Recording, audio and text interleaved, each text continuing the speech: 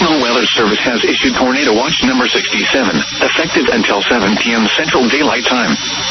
This watch includes the following counties in Florida: Bay, Calhoun, Gulf, Holmes, Walton, and Washington, and coastal waters from Okaloosa, Walton County line to Mexico Beach out to 20 nautical miles.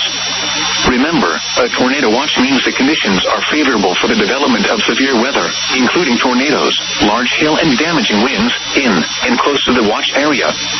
While severe weather may not be imminent, persons should remain alert for rapidly changing weather conditions and listen for later statements and possible warnings.